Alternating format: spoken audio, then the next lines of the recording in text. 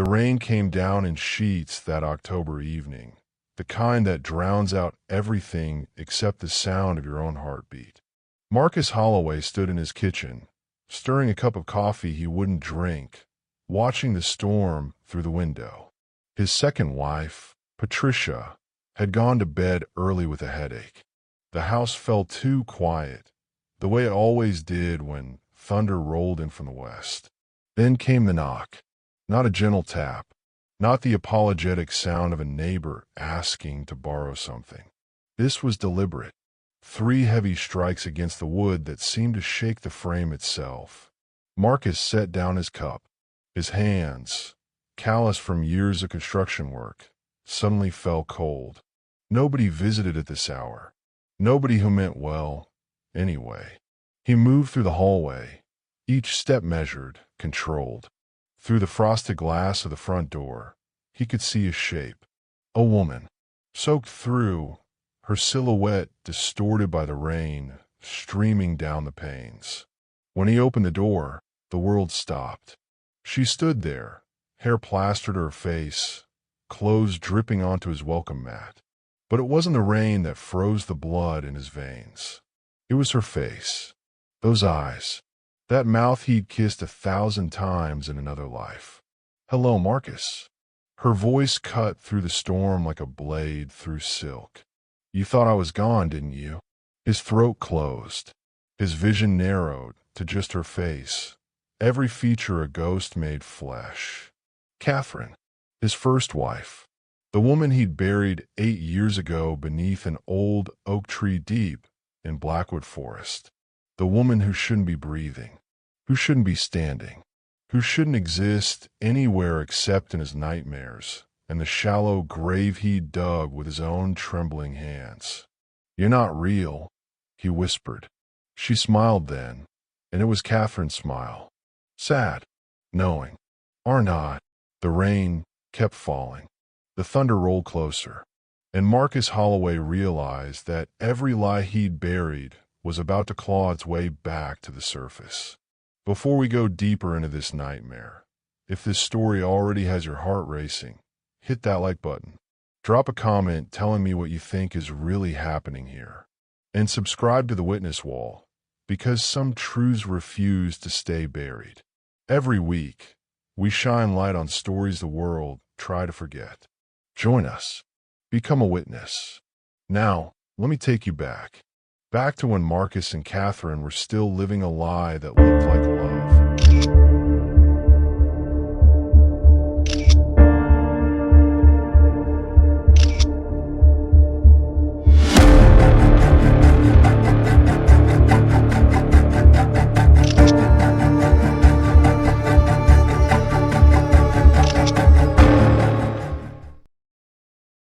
They met in high school, back when Marcus still believed the world owed him something better than what he had. Catherine Reeves was the quiet girl in AP English who wrote poetry in the margins of her textbooks. He was the athlete who peaked senior year and knew it, desperate to prove his glory days weren't already behind him. She saw something in him nobody else did. Or maybe she just wanted to believe she did. They married at 23 in a small ceremony at St. Michael's Church, with white roses and promises they both meant at the time. Catherine became Mrs. Holloway and took a teaching position at Riverside Elementary. Marcus started his construction company with a loan from her father and dreams bigger than his capabilities. For a while, they were the couple everyone envied. Marcus built their house himself, every nail a declaration of permanence. Catherine painted the walls yellow because she said sunshine shouldn't depend on the weather. They talked about children, about growing old together, about the future as if it belonged to them. The town of Millbrook Falls watched them and whispered, "Now that's how it's done." But perfection is just a mask that slips when nobody's watching. The first crack appeared when Marcus landed a contract to renovate the old Morrison estate. Big money. Big opportunity. He promised Catherine it would change everything, that they'd finally start their family once the job was done. The job nearly destroyed him instead. Costs overran. Deadlines slipped. Marcus started taking shortcuts, using cheaper materials, lying to the Morrisons about delays. When they discovered the foundation work was substandard, they didn't just refuse to pay. They sued. Marcus lost everything in 6 months. The business, his reputation, the savings account Catherine didn't know he'd already emptied trying to stay afloat. She found out when the bank called about their mortgage. 3 months behind. Foreclosure proceedings starting soon. "How could you not tell me?" she asked, standing in their kitchen, the yellow walls suddenly looking sick instead of sunny. "I was handling it," he said, but his voice sounded hollow, even to himself. "By lying? By hiding this until it's too late?" He wanted to explain, wanted to say he was ashamed, that he couldn't bear watching her realize she'd married a failure. But the words wouldn't come, so he said nothing at all. Silence became their third roommate. Catherine picked up extra tutoring sessions after school. Marcus took day labor jobs, swallowing his pride with every hour spent working for men who used to work for him. They stopped talking about children.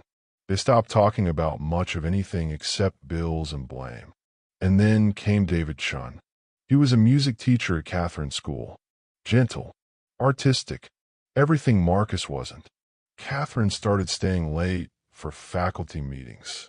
Started mentioning David's name more often. Started smiling at her phone in ways she hadn't smiled at Marcus in months. "You're sleeping with him," Marcus said one night, the accusation falling out of his mouth like poison. Catherine looked at him with something worse than anger. Disappointment. "I'm not," she said quietly. "But the fact that you'd rather believe I'm unfaithful than believe I'm just tired of being lied to tells me everything I need to know." Marcus wanted to take it back, wanted to apologize, but pride and paranoia had him by the throat, and he said the worst thing possible instead. "Maybe you should be with him then. He probably doesn't need you to pay his bills." The look on her face broke something between them that would never fully heal. What nobody knew, what Marcus couldn't see through his own bitterness, was that Catherine was planning to leave. Not for David Chun, not for anyone else, just away from the man Marcus had become. She'd opened a separate bank account. She'd looked at apartments in neighboring towns. She'd even drafted a letter explaining why she had to go, trying to find words that wouldn't destroy him completely. But she never got the chance to leave on her own terms, because Marcus Holloway was about to make a choice that would define the rest of his life. The fight started small and grew like storms. "You forgot to pay the electric bill again. I had $300 in my wallet yesterday. Where is it?" "Don't talk to me like I'm stupid, Marcus." Their voices carried through the thin walls of their house, out into the quiet street where neighbors pretended not to hear. Mrs. Gardner, next door, would turn up her television. The Kowalskis across the way would close their windows, even on warm nights. Everyone knew the Holloways were fracturing. Nobody wanted to get involved. Every couple fights, Mrs. Gardner told her bridge club one Thursday afternoon. "They'll work it out. They always do." But Catherine's sister knew better. Olivia Grant had always been protective of her younger sister. She noticed things others missed. The way Catherine flinched when Marcus raised his voice. The excuses for bruises that appeared and disappeared. The hollow look in her eyes that came from sleeping beside someone you no longer trusted. "Leave him," Olivia said over coffee one Saturday morning. They sat in a cafe downtown, far enough from Millbrook Falls that Catherine could breathe without feeling watched. Catherine stirred her latte, watching the foam dissolve. "It's not that simple. It never is. But it's always necessary. He's not violent, Liv. He's angry all the time. At himself mostly. I'm just caught in the blast radius. That's still not okay. You know that, right?" Catherine nodded, but her eyes said something different. They said she was afraid. Not of Marcus exactly, but of what leaving would mean. The failure of it. The finality. "I'm working on it," she promised. "I have a plan. Just give me a little more time." Olivia wanted to argue, wanted to pack her sister's bags herself and drag her away from the house with the yellow walls that had become a cage. But you can't save someone who isn't ready to be saved. Call me, Olivia said. Anytime, day or night. I'll come get you. I know, Catherine whispered, but she never made that call. The night everything changed started like dozens before it. Marcus came home late, smelling of cheap beer and cheaper excuses. Catherine was grading papers at the kitchen table, red pen moving across multiplication worksheets while the radio played soft jazz in the background. We need to talk, she said without looking up. Marcus froze in the doorway. Those 4 words, the ones that meant an ending was coming. About what? About us. About this. She gestured vaguely at the space between them.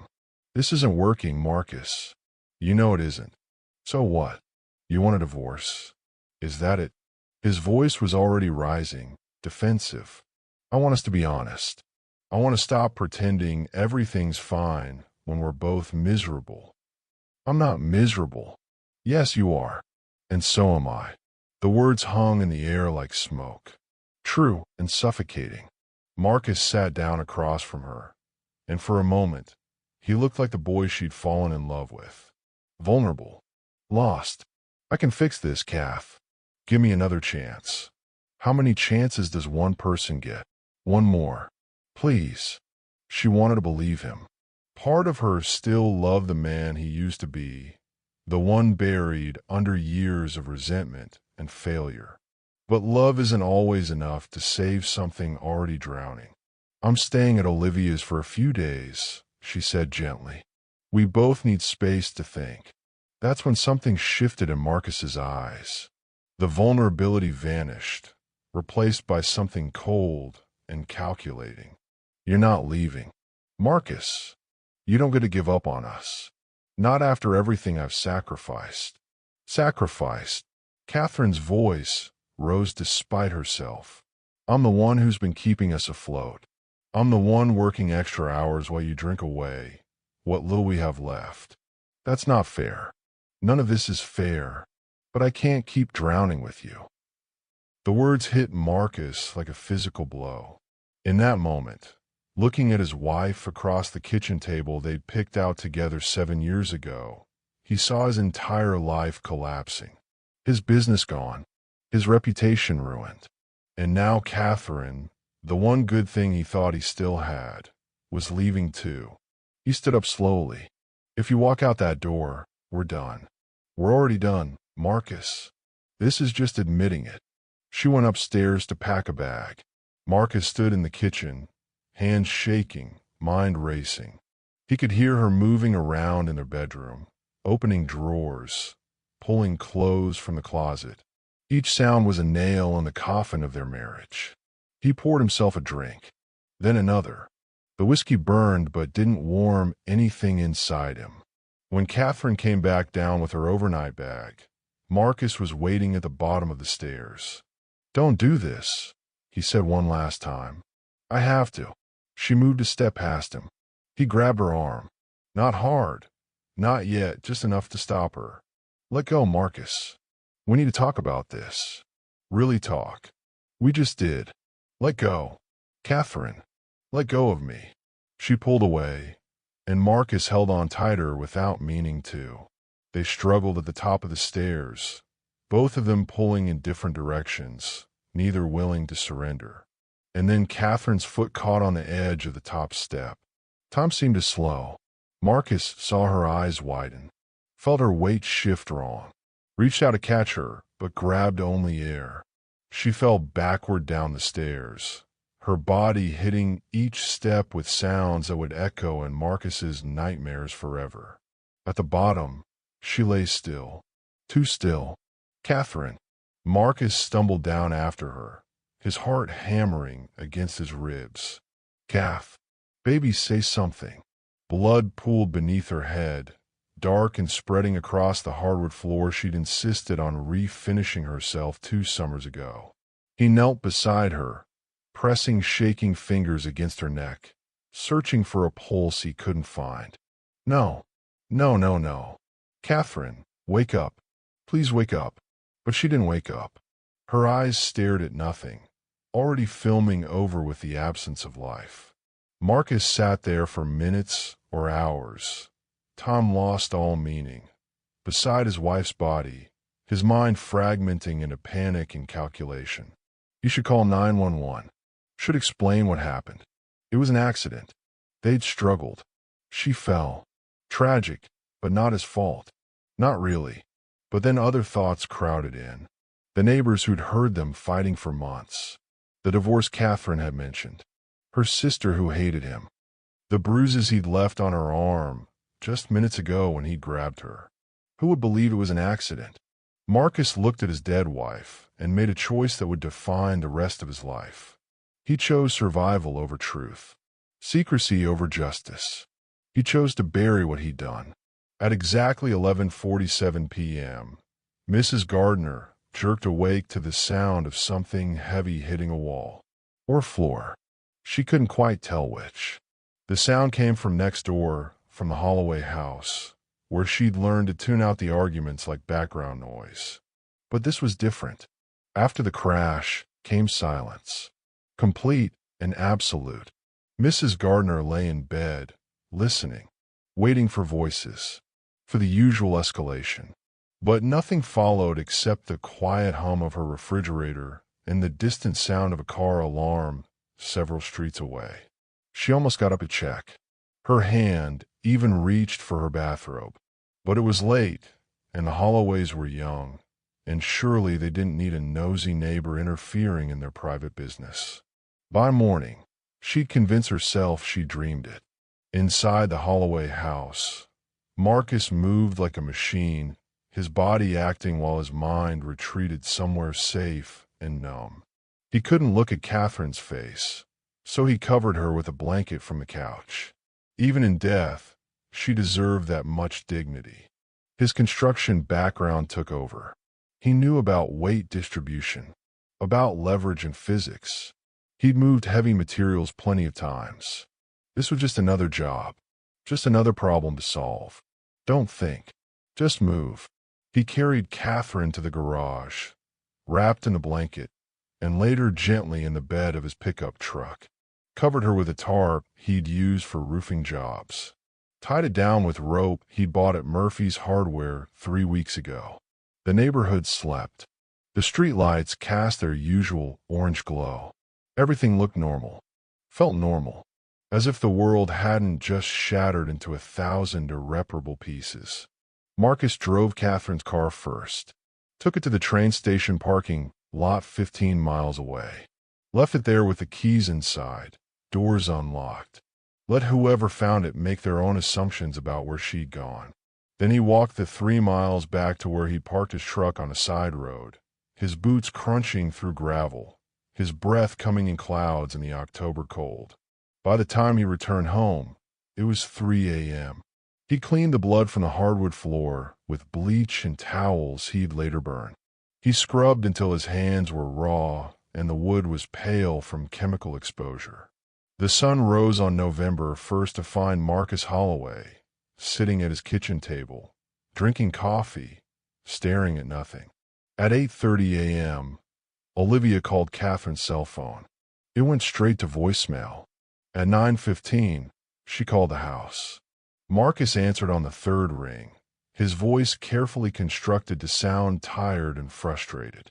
"Is Catherine there?" Olivia asked, though some part of her already knew the answer.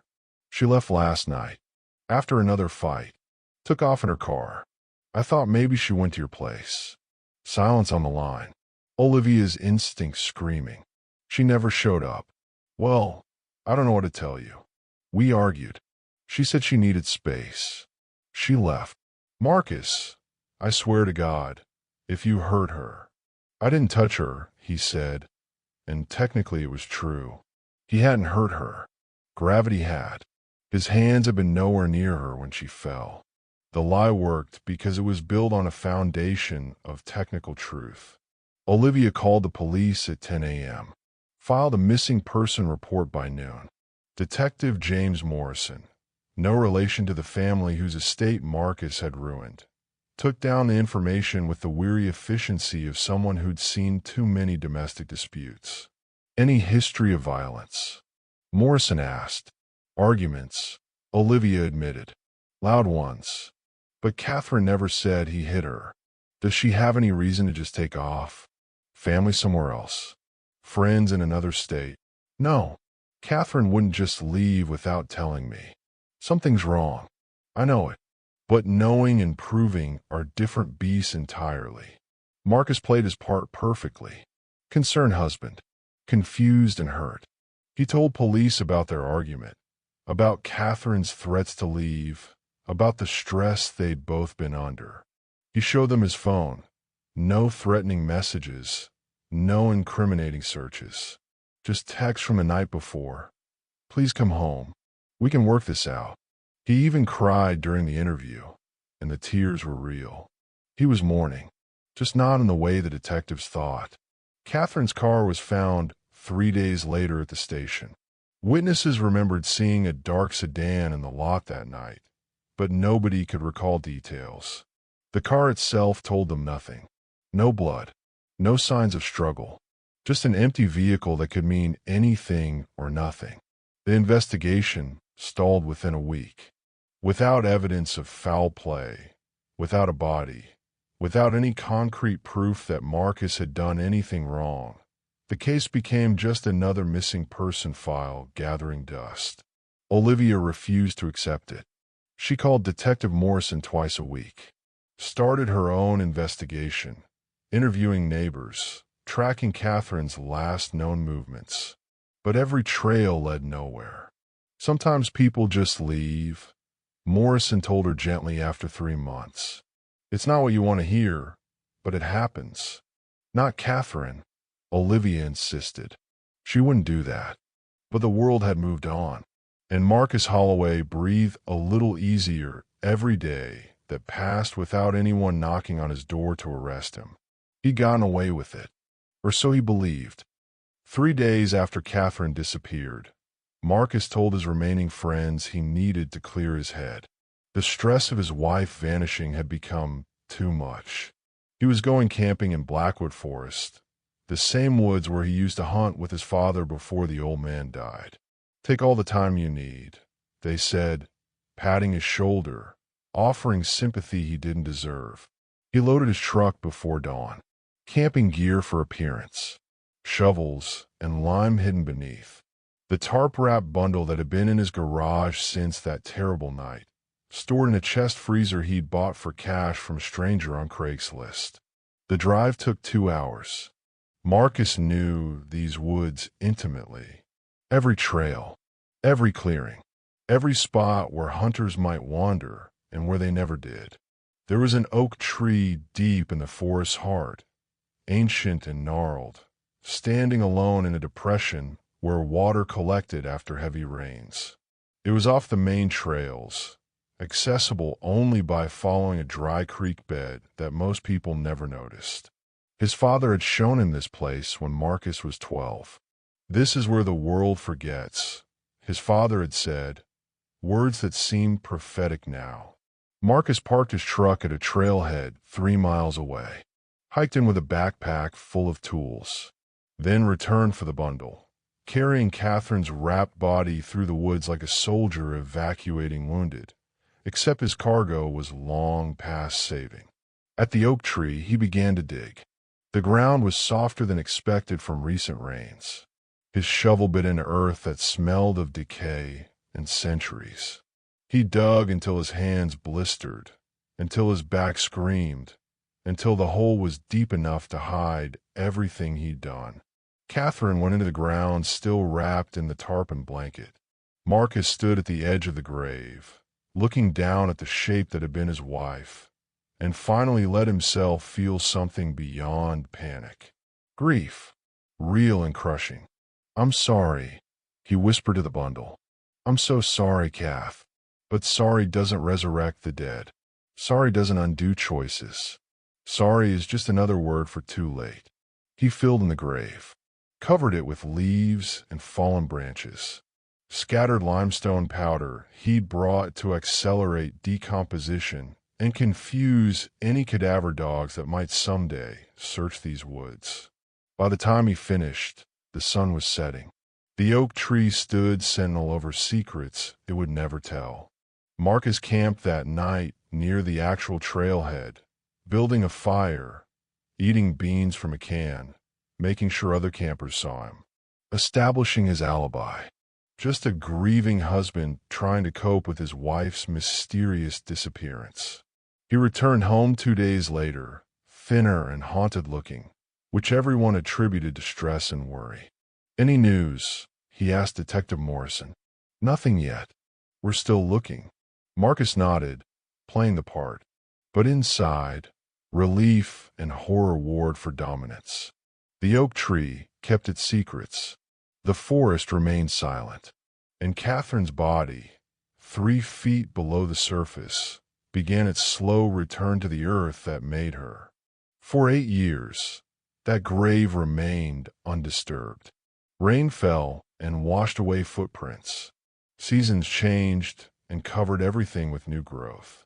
Animals passed over the spot without pausing, instinct telling them nothing of what lay beneath. Marcus visited twice in those 8 years. Once on their anniversary, once on the day Catherine would have turned 35. Each time, he stood at the oak tree and spoke to the ground. "I didn't mean for this to happen. You have to believe that. But the dead don't believe anything. They just wait for truth to catch up with lies. And truth, Marcus would learn, has a way of finding the surface." Marcus sold the house 6 months after Catherine vanished. The yellow walls had become accusatory, the stairs a daily reminder of the moment everything ended. He couldn't sleep in their bedroom anymore. Couldn't walk through the kitchen without seeing her grading papers at the table. He moved to Riverside, a town 40 miles west, where nobody knew about his missing wife or his failed business. He started over with a new name on his company, Holloway & Sons, though he had no sons, and built a reputation through careful work and careful lies. 2 years after Catherine's death, he met Patricia Warner at a church barbecue. She was a widow, her husband killed in a car accident 3 years prior. She understood grief, or thought she did. Marcus liked that she didn't ask too many questions about his past, liked that she filled the silence Catherine had left behind. They married in a quiet ceremony at City Hall. No big wedding, no white roses, just signatures on paper and a promise to try again. Patricia was kind, patient, everything Marcus thought he wanted. But she wasn't Catherine, and that absence haunted their marriage like a third person in the room. Marcus became a model citizen in Riverside. He joined a Rotary Club, donated to the food bank, coached Little League, even though he had no children of his own. Every good deed was a brick in the wall he built between his present and his past. But the past has teeth. The nightmare started 6 months after he married Patricia. Always the same. Catherine at the bottom of the stairs, eyes open, blood spreading. Or Catherine in the woods, climbing out of the ground, dirt falling from her hair, asking why he left her there. He'd wake gasping, hands clutching the sheets, Patricia's concerned face hovering over him. "Another bad dream?" "Yeah. Sorry. Want to talk about it?" "No. It's nothing." But it wasn't nothing. It was everything. Marcus started seeing a therapist, Dr. Helen Cross, who specialized in trauma and grief. He told her about Catherine's disappearance, carefully editing the truth into something more palatable. "I blame myself," he said during their sessions. "We fought that last night. I said terrible things. And then she left and I never saw her again. Survivor's guilt is normal," Dr. Cross assured him. "But Catherine's choices weren't your responsibility. If only that were true." The therapy helped with the nightmares, but couldn't touch the core of rot inside him. The knowledge that he'd killed the woman he loved and buried her like garbage. That every day he spent pretending to be normal was another lie added to an already insurmountable pile. Patricia noticed the darkness in him. The way he'd zone out during dinner, fork halfway to his mouth, eyes focused on something she couldn't see. The way he flinched when police cars drove past. The way he kept their bedroom door locked at night, as if something might try to get in. "Marcus, are you having an affair?" she asked one morning, her voice small and afraid. He looked at her with genuine surprise. "What? No, never." "Then what is it? You're somewhere else most of the time, like you're living in a different world." "I'm just stressed about work." "Don't lie to me. Please. I deserve better than that." The irony would have been funny if it wasn't so tragic. Here was Patricia asking for honesty, while Marcus lived a lie so complete it had become his reality. "I'm not having an affair," he repeated. "I swear on my life." And that much was true. His crime wasn't infidelity. It was something far worse. Time passed. Years accumulated like sediment. Marcus turned 40, then 42. His hair grayed at the temples. Patricia suggested they try for a child, but Marcus always found reasons to delay. How could he bring a child into a life built on murder? He threw himself into work instead, built additions for families, renovated kitchens for young couples, helped create homes while living in a prison of his own design. At night, alone in his office while Patricia slept, Marcus would sometimes Google Catherine's name. The missing person case was still technically open, though nobody was actively investigating. Olivia had created a Facebook page, helped find Catherine Holloway. It had 300 followers and posts that grew less frequent as years passed. Hope, like everything else, eventually dies from exhaustion. Marcus thought he was safe, thought time and distance had buried his crime as thoroughly as he'd buried Catherine's body. But then came the charity event, the woman in the crowd, the face that shouldn't exist.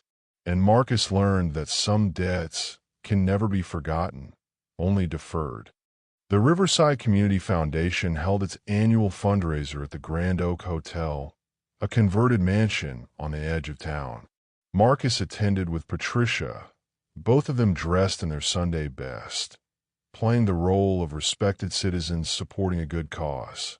Marcus hated these events, hated the small talk, hated pretending he cared about silent auction items and rubber chicken dinners. But Patricia loved them, and denying her this small pleasure felt like another cruelty he couldn't quite justify. They were standing near the hors d'oeuvres table, Patricia chatting with the mayor's wife about garden clubs, when Marcus saw her. A woman across the room, dark hair, slim build, standing near the bar, laughing at something her companion said. She turned, and Marcus's champagne glass slipped from his fingers.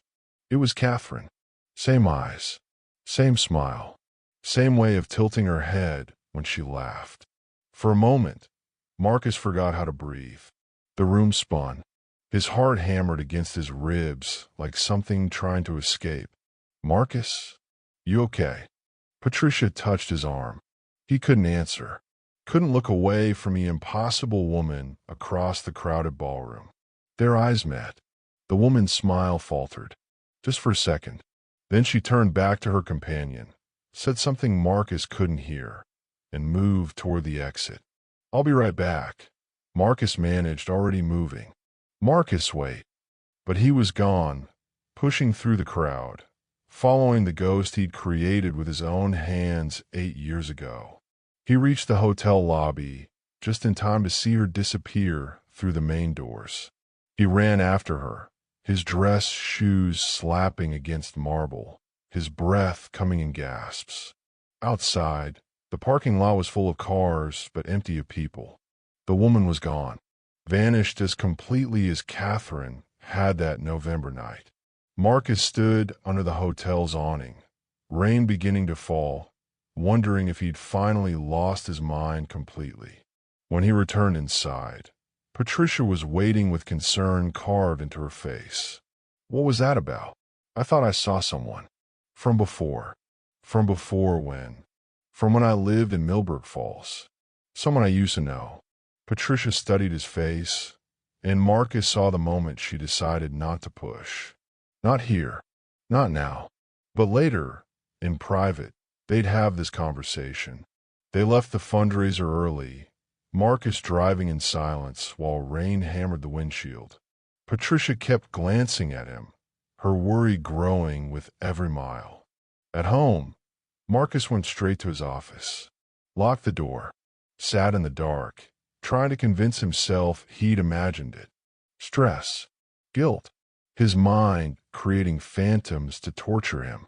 But the woman had been real, solid, there. At 2 a.m., he finally fell asleep at his desk, head on his arms, exhaustion overpowering fear. He woke to sunlight and a letter tucked under his office door. Plain white envelope. No stamp. No return address. Just his name written in handwriting that made his blood run cold. Inside, a single sheet of paper with 8 words. You forgot something in the woods. See, Marcus read it 3 times. 4. The letters wouldn't change. Wouldn't rearrange themselves into something that made sense. C. Catherine. But Catherine was dead. He'd buried her himself. Felt her cold skin. Seen her empty eyes. His hand shook as he turned the envelope over, looking for more. There was nothing else. Just the message and the implications that came with it. Someone knew. Someone found out. Someone was playing a game with him, and Marcus had no idea what the rules were. Patricia knocked on the office door. Marcus, are you coming to breakfast? He shoved the letter into his desk drawer. Yeah, just a minute. But breakfast tasted like ash in his mouth, and Patricia's concerned questions sounded like static, and all Marcus could think about was that letter. That signature. That impossible possibility that Catherine was somehow alive. 3 days later, another letter arrived, this time with a photo. The oak tree in Blackwood Forest. The exact spot where Marcus had dug Catherine's grave. The photo was recent. He could tell by the angle of the sun, the way the leaves had turned for fall. No message this time, just the image and the implication. I know exactly where your secrets are buried. Marcus drove to Blackwood Forest that weekend, telling Patricia he needed to clear his head with a hike. He found the oak tree exactly as he'd left it 8 years ago. No disturbance. No signs anyone had dug up what he'd hidden. But someone had been there. Someone had stood in this exact spot and taken a photograph. Someone was hunting him, and Marcus had no idea how to fight a ghost. Olivia Grant never stopped looking for her sister. For 8 years, she maintained Catherine's missing person page, posted on anniversaries, shared updates on any cold case that got solved, hoping it might inspire someone to look at Catherine's file again. She became the kind of person police officers recognize on sight and try to avoid, not out of malice, but out of exhaustion. Detective Morrison had retired 3 years ago. The case passed to Detective Sarah Chun, no relation to David, the music teacher Catherine once knew. Chun was younger, ambitious, and willing to look at old files with fresh eyes when she had time between active investigations. Olivia called her every month. Every month, Chun gave the same answer. Without new evidence, there's nothing we can do. Then a hiker found the bone. Michael Torres, a retired postal worker with too much time and a love of amateur photography, was exploring the deeper parts of Blackwood Forest when his dog, Rusty, started digging near an old oak tree. The dog was frantic, whining and pawing at the earth like he'd found treasure. What he found was part of a human femur. Torres called the police immediately. Within hours, Blackwood Forest was crawling with investigators, cadaver dogs, and forensic teams. They excavated the area around the oak tree carefully, brushing away 8 years of accumulated earth and decay. They found fabric, tart material, traces of lime, and bones. Not many. Animals and time had scattered most, but enough to confirm what Torres had stumbled upon. Someone had been buried here. DNA testing took 3 weeks. When the results came back, Detective Chun called Olivia personally. "We found her," Chun said, her voice gentle but firm. "The remains match Catherine's dental records." "I'm so sorry." Olivia had waited 8 years for this call, had imagined it 1,000 times. But nothing prepared her for the reality of finally knowing. Her sister hadn't run away, hadn't started a new life somewhere else. She'd been dead all along, buried in the woods like garbage, while Marcus pretended to mourn her disappearance. "It was him," Olivia said through tears. "Marcus killed her. I always knew. I always knew." "We're investigating," Chun promised. "But I need you to understand, finding the body doesn't automatically prove murder. We need evidence linking him to the scene." He took her camping gear on a trip 3 days after she disappeared. He told everyone he needed to clear his head. That's when he buried her. "Do you have proof of that?" "Check his credit card statements. Check his truck's mileage. Someone must have seen him." Chin did check. Marcus's alibi was solid. Other campers remembered seeing him at the trailhead, miles from where Catherine's body was found. His truck had no forensic evidence linking it to the burial site. 8 years and countless rainstorms had washed away anything useful. They brought Marcus in for questioning anyway. He sat across from Detective Chun in the same interrogation room where he'd given his statement 8 years ago. Older now, grayer, but his eyes held the same careful control. "I heard you found remains in Blackwood," Marcus said. "Is it Catherine?" "DNA confirms it's her wife, yes." Marcus's face crumpled in what looked like genuine grief. "Oh God, I always hoped. I kept thinking maybe she'd just started over somewhere, that she was alive and happy." "When was the last time you were in Blackwood Forest, Mr. Holloway?" "Years ago. I used to hunt there with my father before he passed.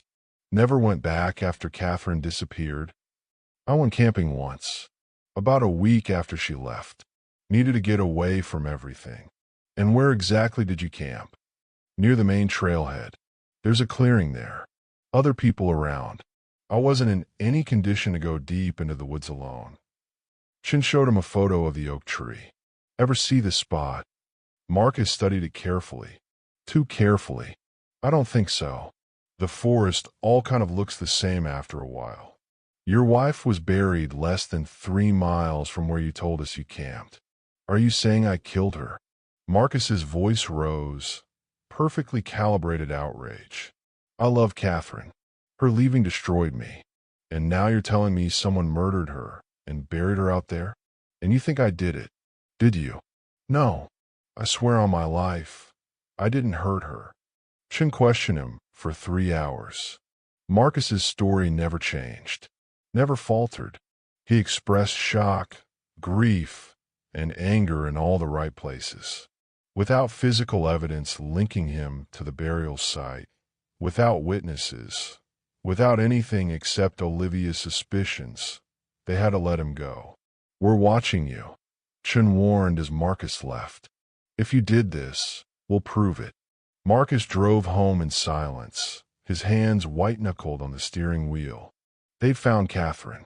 After 8 years, the earth had given up his secret, but they couldn't prove anything. He'd been too careful. He should have felt relief.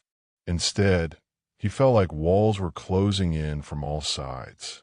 "Patricia was waiting when he got home. They think you killed her." "I didn't." "Then why do they keep questioning you?" "Because I'm the husband.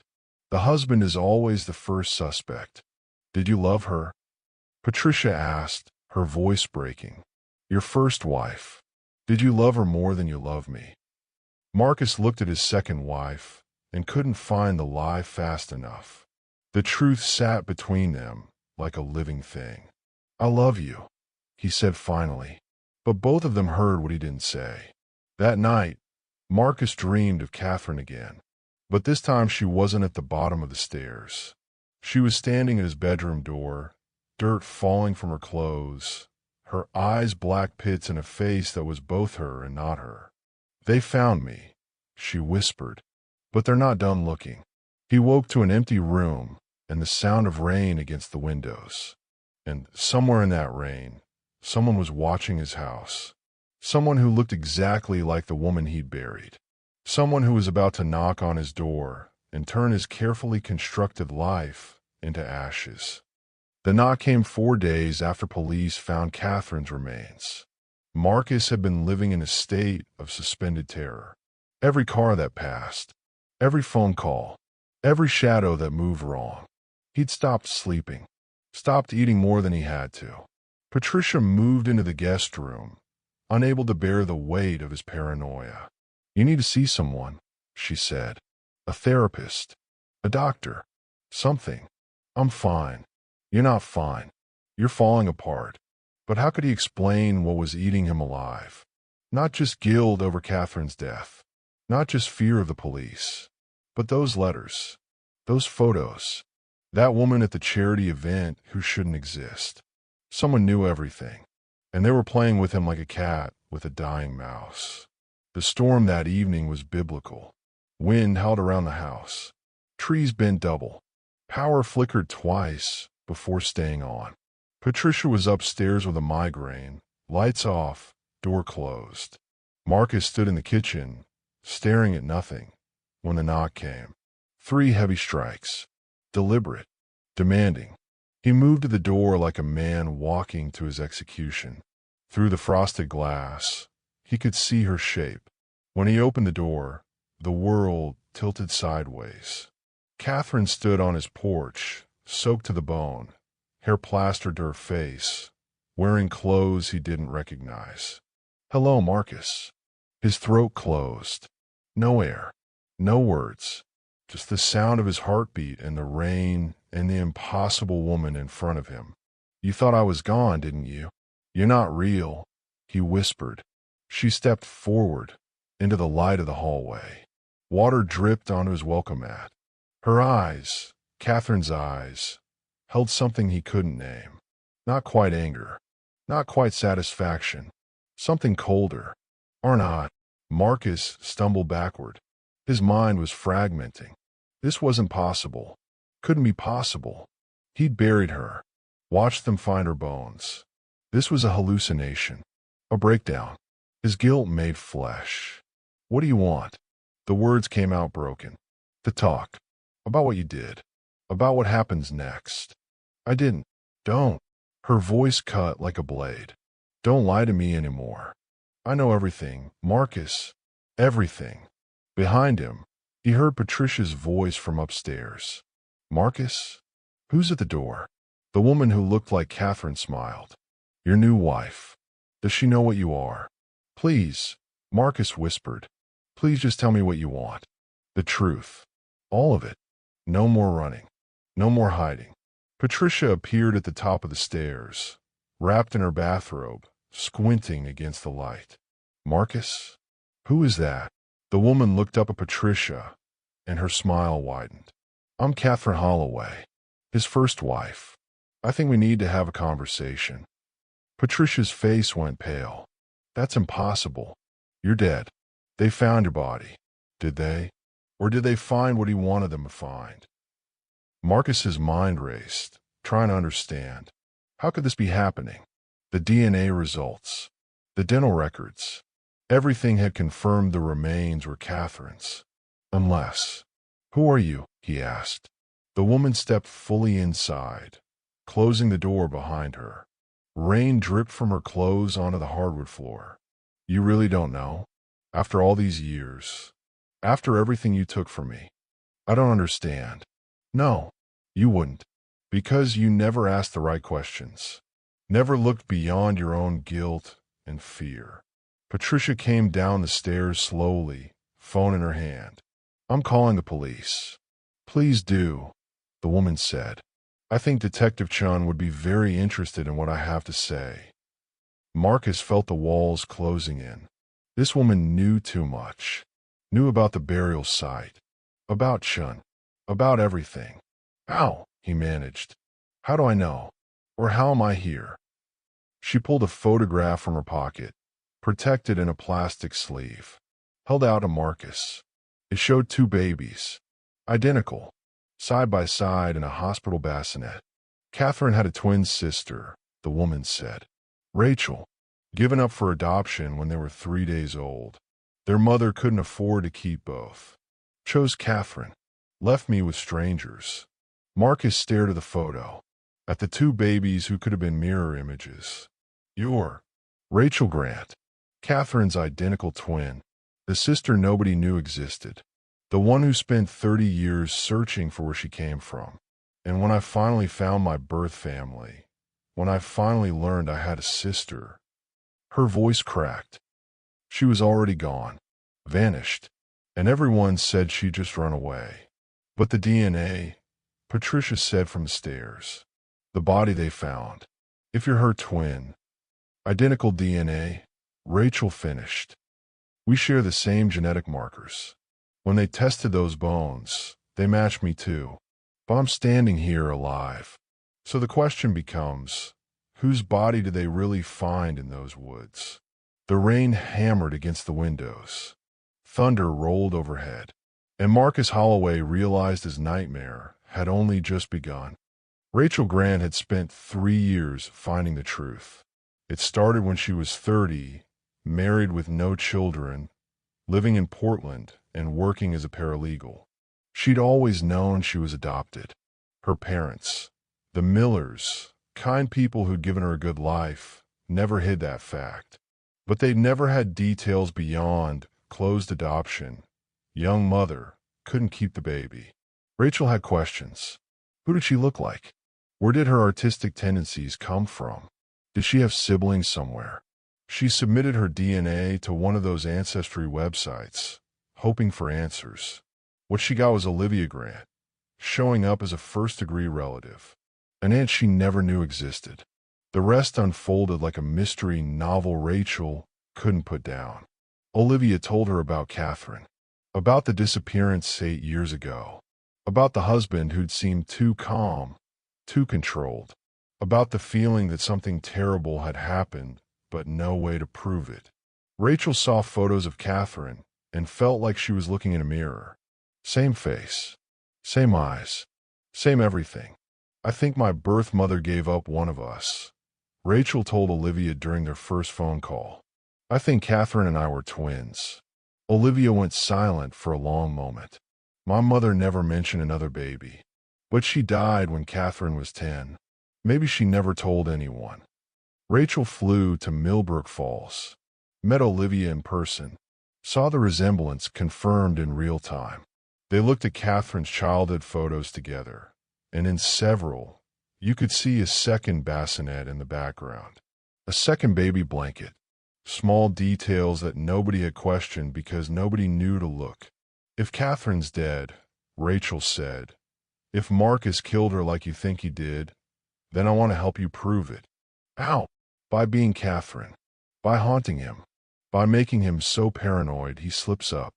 It was Olivia who'd sent the first letter. Olivia who'd taken the photo of the oak tree after Rachel used her investigative skills to trace Marcus's movements from 8 years ago. They'd build a case from fragments and determination, using Rachel's uncanny resemblance as psychological warfare. Then the remains were found, and everything changed. The DNA will match me, Rachel told Olivia. We're identical twins. When they test those bones, they'll get results that could be either of us. So we can't prove the body is Catherine. Not with DNA alone. But Marcus doesn't know about me. Let him think I'm Catherine somehow alive. Let him fracture under the weight of that impossibility. Which is why Rachel stood in Marcus's hallway now, watching him crumble. You've been following me, Marcus said, his voice hollow. The charity event, the letters, all of it. Yes. What? Because you killed my sister. Because you buried her like trash and moved on with your life. Because you don't get to just walk away from what you did. Patricia was on the phone with 911, her voice shaking. There's someone in my house claiming to be my husband's dead wife. I need police here now. Rachel turned to her. I'm sorry you got caught in this. But your husband is a murderer, and you deserve to know what you're sleeping next to. "You're insane," Marcus said, but his voice lacked conviction. "Even if you're Catherine's twin, that doesn't prove anything, doesn't it?" Rachel pulled out more photos. Crime scene photos she'd gotten through Olivia's connection with Detective Chun. Photos of the burial site. You knew exactly where to dig in 3 acres of forest. You knew exactly how deep to go. You did that because you put her there. I didn't. Stop lying. Rachel's composure finally cracked. I never got to meet my sister. Never got to know her. You took that from both of us. The least you can do is tell the truth. Marcus looked at this woman who wore his dead wife's face and felt something break inside him. For 8 years, he'd carried the weight alone. For 8 years, he'd built walls around his guilt. But staring at Rachel, at Catherine's ghost made flesh, those walls crumbled to dust. "It was an accident," he whispered. Patricia's phone clattered to the floor. "What?" she breathed. "We fought. She tried to leave. I grabbed her arm. She pulled away. She fell down the stairs." The words came faster now, like poison draining from a wound. "I didn't mean for it to happen. I didn't mean to hurt her. But you buried her," Rachel said. "You hid her body and lied to everyone who loved her." I panicked. I wasn't thinking clearly. I couldn't let them think I'd killed her. "But you did kill her. It was an accident. And everything after, was that an accident too? Burying her, leaving her in the woods, marrying someone else, and pretending she never existed." Marcus had no answer for that. Patricia was crying silently against the wall. Rachel stood in the center of the room like an avenging angel. And Marcus finally understood there was no escape. Not from this. Not for what he'd done. The police arrived 10 minutes later. Detective Chun walked through the door, took one look at Rachel, and did a double take. "Who are you?" "Rachel Grant, Catherine's identical twin. And I think Mr. Holloway has something he wants to tell you." Chun looked at Marcus, saw the defeat in his eyes, the resignation. "Is that true? Do you have something to say, Mr. Holloway?" Marcus looked at Patricia, at Rachel, at Chun, at the life he'd built on lies, and watched it all come crashing down. "I want a lawyer," he said finally. "But yes, I have something to say." They took Marcus to the station in handcuffs. Patricia followed in her own car, her face a mask of shock and betrayal. Rachel rode with Detective Chun, answering questions about who she was and how she'd found Marcus. "This was reckless," Chun said as they drove through the rain. "You could have compromised the entire investigation." "You weren't investigating," Rachel shot back. "You questioned him and let him go. If I hadn't pushed him to the breaking point, he'd still be free. That's not how the law works." "Maybe it should be." Chun couldn't entirely disagree. At the station, Marcus sat in the interrogation room with his lawyer, a public defender named Thomas, right, who looked like he'd rather be anywhere else. Chun and her partner, Detective Rodriguez, sat across from them with a tape recorder running. "For the record," Chun began, "Marcus Holloway has requested to make a statement regarding the death of Catherine Holloway. Mr. Holloway, you understand you have the right to remain silent." "I understand. And you've waived that right." "I have." Wright looked pained, but said nothing. Marcus had insisted on talking. Sometimes confessions were the only way to shed weight that had become unbearable. "Tell us what happened," Chun said. "Start from the beginning." Marcus took a breath. "Let 8 years of lies finally surface. Catherine wanted to leave me. We've been fighting for months. About money. About trust. About everything. That night, November 1st, 8 years ago, she told me she was staying at her sister's. She'd packed a bag. She was walking out. And we argued at the top of the stairs. I grabbed her arm. I didn't want her to go. I wasn't trying to hurt her, just stop her. She pulled away, lost her balance, fell backward down the stairs." His voice cracked. Even now, after everything, the memory had power. When I got to her, she wasn't breathing. There was blood. I tried to find a pulse, but couldn't. I didn't know what to do. Why didn't you call 911? Because I was afraid.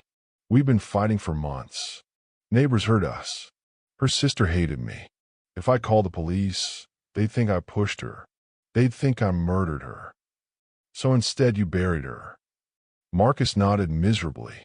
I wrapped her in a tarp, kept her in my garage freezer for 3 days while I figured out what to do. Then I drove to Blackwood Forest and buried her near an oak tree my father used to take me to. You drove her car to the train station. Yes, made it look like she'd left on her own. Then I walked back to my truck and drove home. And you never told anyone what really happened. No. Chun leaned forward. Mr. Holloway, do you understand the severity of what you're confessing to? This isn't just covering up an accidental death. This is evidence tampering. This is lying to police. This is preventing a family from having closure for 8 years. I know what I did. Marcus looked at her with red-rimmed eyes. But I need you to understand. I love Catherine. I never meant to hurt her. It was an accident that I made so much worse by being a coward. Love doesn't bury people in the woods. No, fear does that. They questioned him for 2 more hours. Every detail of that night, every step of his cover-up, the camping trip, the alibi, the way he'd scattered lime over the grave to hide the smell and accelerate decomposition. By the time they finished, Marcus had given them everything. Every piece of evidence they'd need to charge him. Rhett looked shell-shocked. You realize you just confessed to multiple felonies. I know. Why would you do that? Marcus thought about Rachel's face, Catherine's face, the weight he'd been carrying for 8 years. Because I'm tired, he said simply. I'm so tired of lying. In the waiting area, Rachel sat with Olivia. They'd called her as soon as Marcus started talking. Now they waited for the official statement. When Chin emerged, her face was grim but satisfied. He confessed to everything. Olivia started crying. Not tears of joy exactly, but relief. The kind that comes when a terrible question finally has an answer. What happens now? Rachel asked. He'll be formally charged. Murder too, most likely, given that he claims it was accidental. Plus evidence tampering, obstruction of justice. He's looking at 20 to life. That's not enough, Olivia said. 20 years for my sister's life. I know, but it's what the law allows. Rachel put her arm around Olivia. At least he won't get away with it anymore. At least Catherine gets justice. Thanks to you, Chin said, though I still don't approve of your methods. Would you have gotten this confession without them? Chin had no answer for that. Patricia was questioned separately. She knew nothing about Catherine's death. That much was clear from her genuine shock. She'd been collateral damage in Marcus's web of lies. I want a divorce, she told the officers. As soon as possible. I don't care about the house or money or anything. I just want away from him.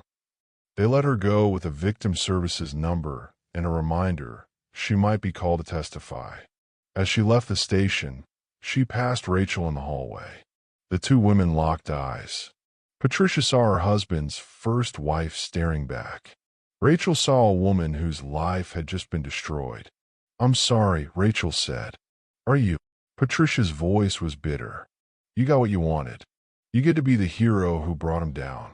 I just get to be the fool who married a murderer. That's not fair. Nothing about this is fair. She walked away, and Rachel didn't try to stop her. Some damage can't be undone.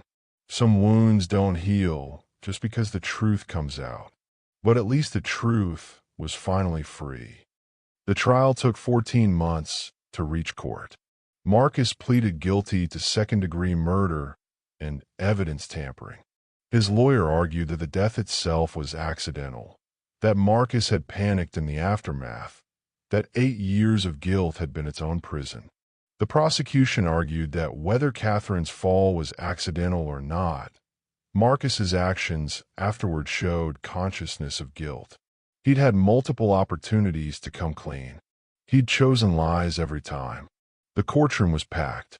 Olivia sat in the front row every single day, a silent witness to justice finally being served.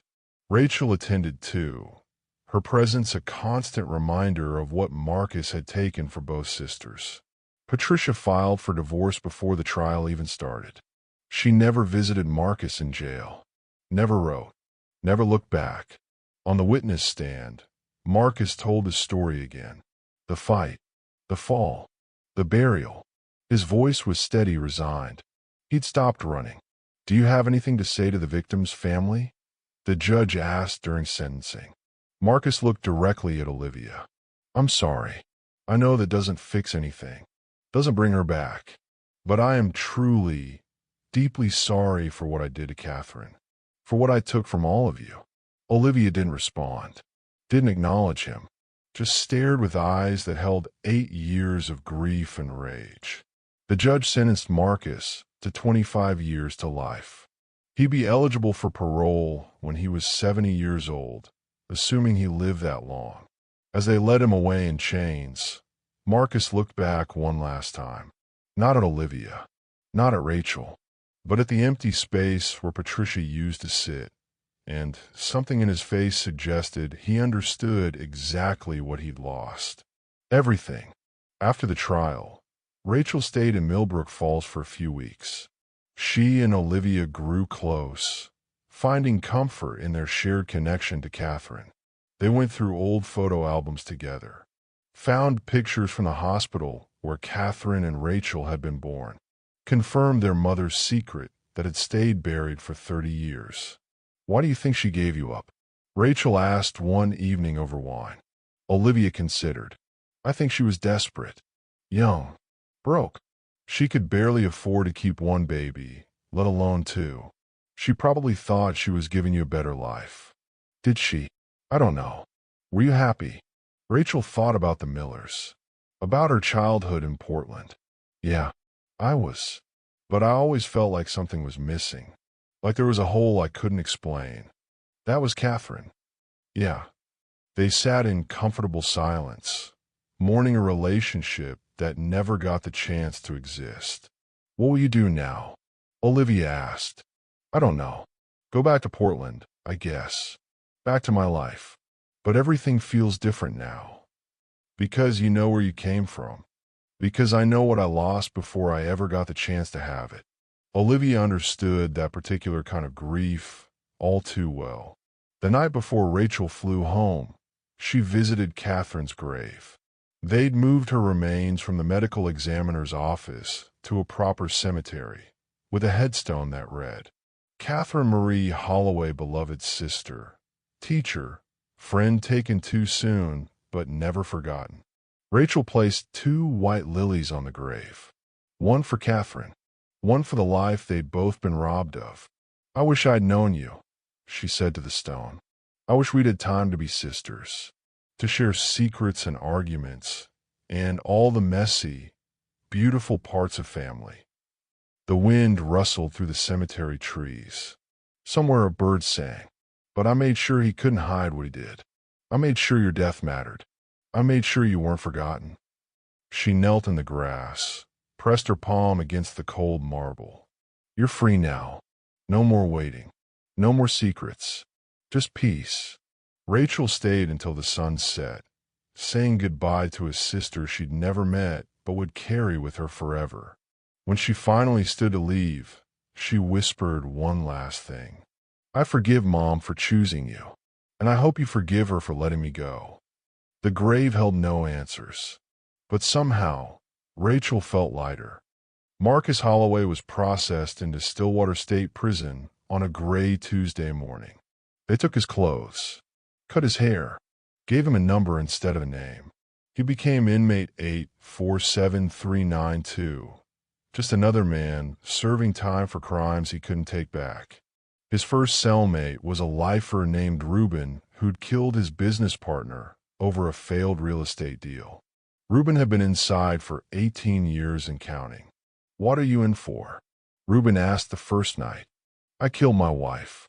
On purpose or accident? Doesn't matter. Reuben shrugged. In here? Not really. Dead is dead either way. Marcus learned the rhythms of prison quickly.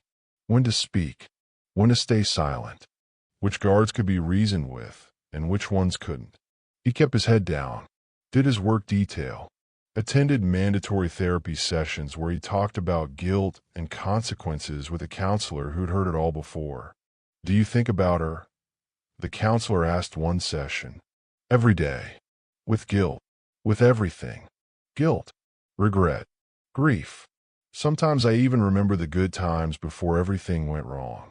Those might be the hardest. Why? Because they remind me who I used to be, before I became this. And who is this? Marcus looked at his orange jumpsuit, his prison ID, his future measured in decades behind bars. A cautionary tale, he said quietly. Outside the prison walls, life moved forward. Patricia remarried 3 years after the trial. A quiet man who taught history at a community college. They had a daughter together. Patricia never told her about Marcus. Some stories are better left buried. Olivia retired from her job as a nurse and opened a victims advocacy organization in Catherine's name. She helped families of missing persons navigate the legal system, became the voice for those who couldn't speak for themselves. Rachel went back to Portland, back to her life, but she visited Millbrook Falls twice a year, on Catherine's birthday and the anniversary of her death. She and Olivia became the sisters neither of them had growing up. Detective Chun was promoted to lieutenant. She kept Catherine's case file on her desk as a reminder that persistence matters, that sometimes justice takes years but comes eventually. The house Marcus had built for Catherine was sold. New owners renovated, painted over the yellow walls, replaced the stairs where everything had ended. They knew nothing about the tragedy that had happened there. The house kept its secrets well. David Chun, the music teacher Catherine had never actually been involved with, attended her memorial service. He'd always wondered if he could have done something to help, if he'd noticed the signs. He never got an answer, but he paid more attention to his students after that. Watched for the quiet ones who seemed afraid. Years passed. Marcus aged in prison. His hair turned white. His hands developed arthritis. He stopped dreaming about Catherine eventually. Or maybe he just stopped remembering the dreams. He was 47 when a reporter requested an interview for a podcast about wrongful death cases and delayed justice. Marcus agreed, mostly because he had nothing else to do. Do you think about what your life would be like if you just called 911 that night? The reporter asked. Marcus considered. Every day. I'd have been charged with something, probably involuntary manslaughter. I'd have done time, but nothing like this. And Catherine's family would have had answers right away. Olivia wouldn't have spent 8 years wondering. So why didn't you? Because in that moment, all I could think about was myself, my reputation, my future. I wasn't thinking about Catherine lying dead at the bottom of the stairs. I was thinking about how it would look, how I'd be judged. And now I understand that running from judgment doesn't save you from it, just delays it. It makes it worse when it finally catches up. The podcast episode was downloaded 3 million times. People debated in the comments whether Marcus deserved sympathy for his accidental killing and subsequent imprisonment, or only contempt for his years of lies. Marcus never listened to it. He didn't need to hear strangers dissect his failures. He lived with them every day in a cell that measured 8 by 10 feet and would be his entire world until he was old enough to qualify for parole. If he lived that long. His parole hearing was scheduled for his 70th birthday, 25 years into his sentence. He'd have to convince a board that he was reformed, remorseful, no longer a danger to society. He had no idea if they believe him, but he had years to prepare, years to think about what he'd say, years to figure out if remorse without the possibility of redemption meant anything at all. In the meantime, he existed, ate bland prison food, read books from the library, Avoided trouble. Marked time like a sentence being served one day at a time. Because that's all he had left. Days. Years. Decades of consequences for one night of panic and 8 years of lies. Sometimes justice looks like vindication. Sometimes it looks like closure. And sometimes it just looks like a man growing old in a cage he built himself. Rachel returned to Catherine's grave on a spring morning 5 years after the trial. The cemetery had changed. New sections added. More stones marking more lives ended too soon. But Catherine's plot remained the same. Well tended. Flowers left regularly by Olivia and others who remembered. Rachel knelt in the grass, her knees sinking into earth still damp from morning rain. She brought 2 white lilies, as she always did. One for Catherine, one for the family they'd never gotten to be. I got married, Rachel said to the headstone. His name is Thomas. He's kind, patient. He knows about you, about all of this. He didn't run when I told him my history. The wind moved through the trees overhead. Rachel imagined it was Catherine listening.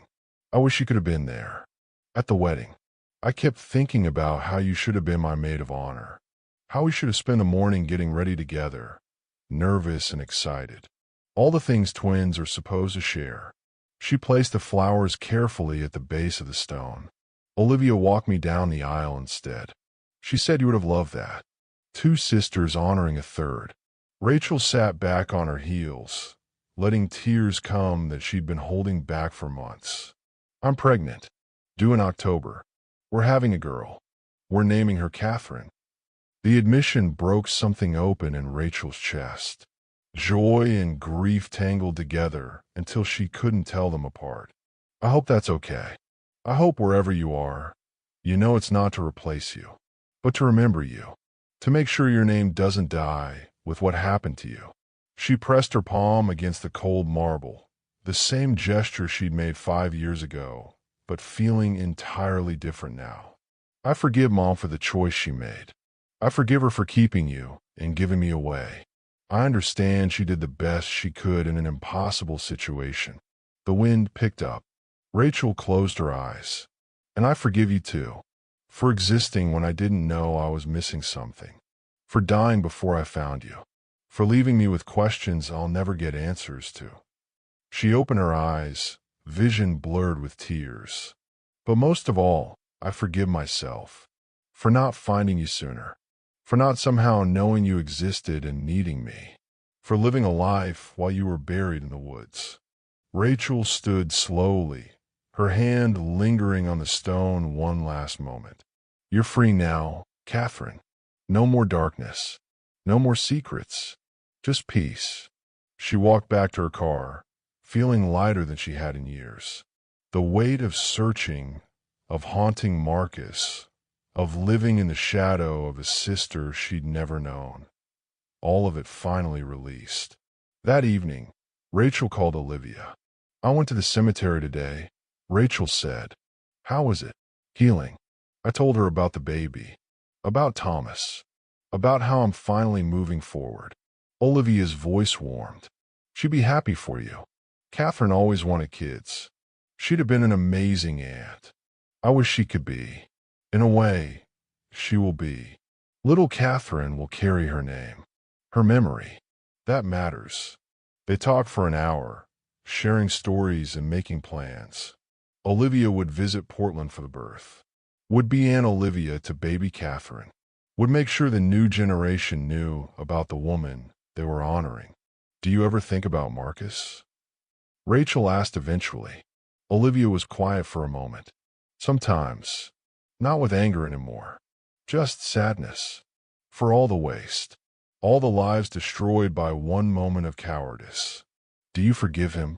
I don't know. I'm not sure I have to. Forgiveness isn't required for moving on.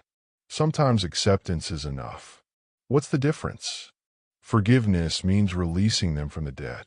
Acceptance means acknowledging what happened and choosing not to let it consume you anymore. I've accepted that Catherine is gone, that Marcus took her from us, that nothing will change those facts. But I don't have to forgive him to have peace. Rachel understood. She felt something similar. Not forgiveness exactly, but a settling of old debts. He'll die in prison, Rachel said. Probably. Is that justice? It's consequences. Maybe that's close enough. After they hung up, Rachel sat on her porch watching the sun set over Portland. Her hand rested on her barely showing belly, feeling the promise of new life. Catherine's daughter would never know her aunt, but she'd know her story. Know that her name came from a woman who deserved better than what she got. Know that truth matters, even when it comes too late. And maybe that was enough. Maybe being remembered, being honored, being the reason someone fought for justice. Maybe that was its own kind of immortality. Rachel closed her eyes and whispered to the growing dark, "Thank you for sharing your face with me. Thank you for giving me purpose.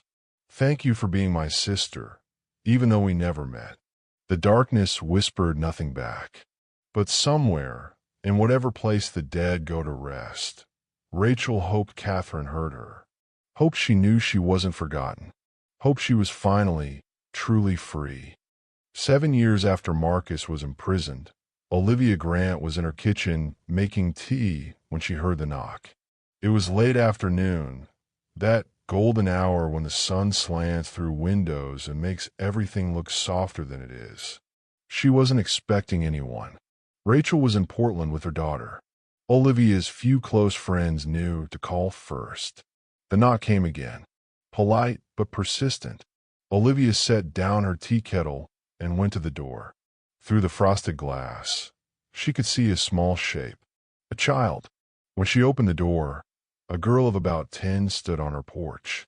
Dark hair pulled into braids, wide brown eyes that held something ancient and knowing. She wore jeans and a purple jacket, and in her hand she held a photograph in a protective sleeve. "Can I help you?" Olivia asked gently. The girl looked up at her with an expression that seemed too serious for her age. "Are you Olivia Grant?" "I am. My name is Sophie. Sophie Chun, I think." She held out the photograph. "I think you knew my mother." Olivia took the photo with trembling hands. It showed a young woman in a teaching dress, standing in front of a classroom. Dark hair, bright smile. Catherine. It was unmistakably Catherine, though Olivia didn't recognize this particular photo. "Where did you get this?" Olivia whispered. "From my dad. He said my mother's name was Catherine. He said she died before I was born. He said I should find you when I was old enough to understand." The world tilted. Olivia gripped the doorframe for support. "Your father. What's his name?" "David Chun. He was a music teacher. He said he and my mother were friends, that they were close, that I was." She struggled with words clearly given to her by adults. An accident that he kept secret to protect her memory. Olivia's mind raced. David Chun, Catherine's colleague. The man Marcus had accused her of having an affair with. The accusation Catherine had denied. But what if there had been something? Not the affair Marcus imagined, but something brief. Something that happened during one of their worst rough patches. Something that resulted in a child Catherine never got to know existed. "Does your father know you're here?" Olivia managed. "Yes. He's in the car.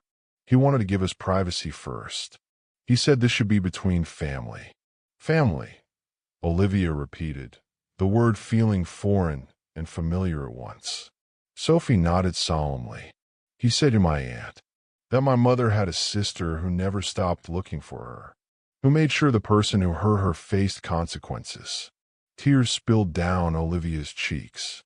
"When were you born, Sophie?" "May 15th. I just turned 10. Olivia did the math quickly. Catherine had disappeared in November. If Sophie was born in May, she would have been conceived in August or September. 2 or 3 months before Catherine died. Catherine had been pregnant when Marcus killed her. She'd been pregnant, and she'd never known. Or maybe she had known. Maybe that's why she'd finally decided to leave. Maybe she was protecting not just herself, but the life growing inside her. "How did you survive?" Olivia asked, though she could barely form words through her tears. "Dad said Mom went to a clinic. Said she was having pregnancy complications. They did emergency surgery. Saved me, but couldn't save her." Sophie's young face showed confusion. "But that's not what the news said. The news said she was murdered." "Sophie, I think there's a lot your father needs to explain to both of us." A man emerged from a sedan parked at the curb. David Chun, older now, graying at the temples, but recognizable from the photos Olivia had seen during the investigation. He approached slowly, hands in his pockets, looking like a man carrying a burden too heavy to hold alone anymore. "Ms. Grant," he said quietly, "I owe you an explanation." "You think?" Olivia's voice was sharp. "Can we come inside? Please. Sophie deserves to hear this too. She's old enough now." Against her better judgment, Olivia let them in. They sat in her living room, Sophie between the two adults, still holding that photograph of the mother she'd never known. David Chin took a breath and began. "Catherine and I were friends. Just friends for years. But that summer, 8 years ago, things were bad between her and Marcus. She was lonely. I was divorced. We made a mistake. One night, when we'd both had too much wine after a faculty dinner, he looked at his daughter with a mixture of love and regret. Catherine found out she was pregnant in September. She came to me terrified. She didn't know if the baby was Marcus's or mine, but she knew her marriage was over. She was planning to leave him, tell him about the pregnancy, and figure out custody later. But she never got the chance," Olivia said coldly. "No. She was killed before she could tell anyone, before she could even confirm the pregnancy with her doctor." "Then how?" "I found out after she disappeared. She'd sent me an email the day before she died. Said she'd taken a home pregnancy test. Said it was positive. Said she needed to talk to me in person. I didn't see the email until 2 days later." He rubbed his face, aged by years of secrets. "When she disappeared, I was terrified. What if Marcus had found out? What if he'd killed her because of the baby? But I couldn't go to the police without exposing the affair, without potentially implicating myself. So I stayed silent." "You coward," Olivia spat. "Yes, I was. I am. Then how is Sophie here? How did she survive if Catherine was murdered?" David looked at his daughter, then back at Olivia. "Because Catherine wasn't pregnant when Marcus killed her." Silence filled the room. "What?" Olivia breathed. "The home pregnancy test was a false positive. Catherine wasn't pregnant in November, but I didn't know that. In 3 weeks after she disappeared, a young woman came to my door. She looked exactly like Catherine. Said her name was Rachel. Said she was Catherine's twin sister." Olivia's heart stopped. "Rachel knew about you. She'd done deep investigating. Found old emails, phone records. She confronted me about the affair. Asked if Catherine had been pregnant. I told her about the email, about the test. And Rachel had an idea. She said if there was any chance Catherine had been pregnant, any chance the baby could have survived somehow, we needed to preserve that possibility. She said it could be leverage to break Marcus, to make him confess." "So you lied," Olivia said. "You created a phantom pregnancy." "We did more than that." David's voice dropped. "Rachel was pregnant.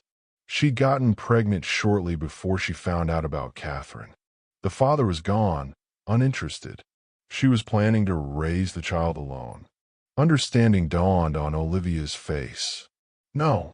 Rachel offered to let me claim her baby as mine and Catherine's.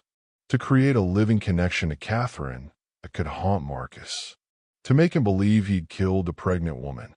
That's insane. That's what grief and rage do to people." David looked at Sophie, his love for her evident. "Rachel gave birth to Sophie. Put my name on the birth certificate. We agreed I'd raise her as my daughter. Tell her the truth when she was old enough to understand. Sophie spoke up, her voice small. Dad told me last year, on my birthday, he said Rachel is my real mom, that she loved me enough to give me a better life, that she wanted me to carry Catherine's memory forward. Olivia felt like the ground had disappeared beneath her. Rachel never told me. She couldn't. She knew you tried to talk her out of it. Or worse, feel obligated to be involved in raising a child that wasn't Catherine's. But I should have known. I had a right to know. You did, David agreed. And that's why we're here. Sophie is old enough to know her story, and you deserve to know the truth. All of it. Olivia looked at the girl sitting on her couch. Not Catherine's daughter by blood, but Catherine's daughter by choice, by sacrifice, by the love of a sister who'd never met her, but fought for justice anyway. Does Rachel see her? Once a year, on Sophie's birthday. She brings presents, tells stories about Catherine, makes sure Sophie knows where she comes from. And Marcus, does he know? No, we never told him. We let him wonder. Let him carry the possibility that he'd killed his pregnant wife. Let that weight crush him a little more every day. Olivia should have been angry, should have raged at the deception. But looking at Sophie, at this child who existed because of complicated love and sacrifice, she felt something else entirely. Hope. Can I hug you? Olivia asked Sophie. The girl nodded. Olivia pulled her close, breathing in the scent of her hair, feeling the solid warmth of her. Not Catherine's daughter, but family nonetheless. I'd like you to call me Aunt Olivia, she whispered, if that's okay with you. I like that too, Sophie whispered back. They stayed like that for a long moment, two people connected by loss and love, and the complicated ways we honor the dead. When they finally pulled apart, David stood. We should go. It's a long drive back. Wait. Olivia went to her bookshelf, pulled down a photo album. Take this. It's pictures of Catherine. Her whole life. Sophie should have them. Sophie accepted the album like the treasure it was. As they walked to the door, Olivia called out one more time. David, tell Rachel. Tell her thank you. For everything. For fighting for Catherine. For creating something beautiful out of something terrible. I will. After they left, Olivia stood at her window, watching the sedan drive away. Watching Sophie's small face pressed against the glass, waving goodbye. The story wasn't ending the way she'd expected. But maybe that was okay.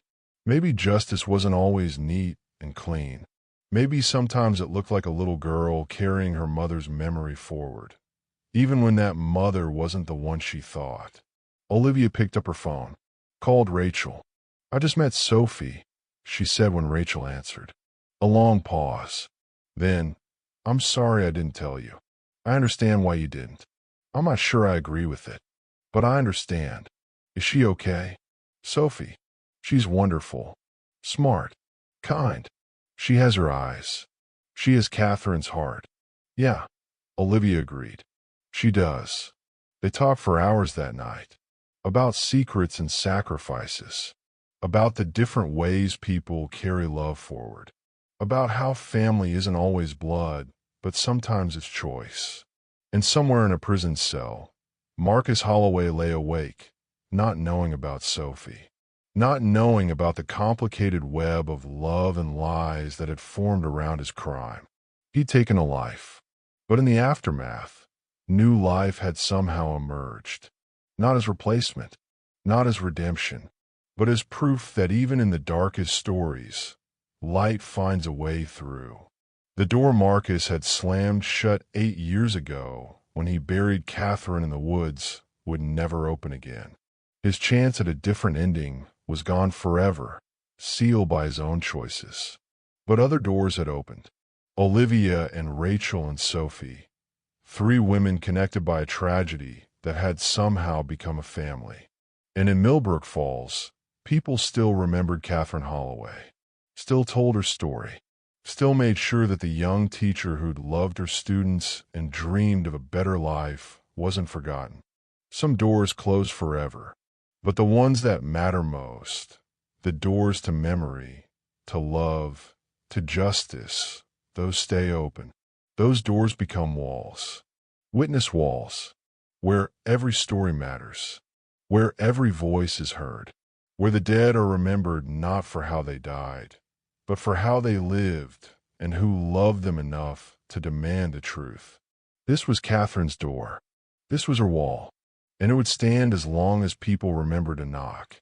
If Catherine's story moved you, if it reminded you that truth and justice matter even when they come too late, then you're part of something bigger than just watching. You're a witness. Hit that like button, leave a comment sharing your thoughts, and subscribe to the Witness Wall, because every week we bring you stories that demand to be heard. Stories of love and loss, of crimes and consequences, of justice delayed but never denied. Join us. Become a witness. Because some stories refuse to stay buried, and some doors refuse to stay closed. Thanks for tuning in to The Witness Wall. If you're new to this channel, kindly like and subscribe for more gripping true crime stories. Don't miss out. Subscribe now for more thrilling investigations.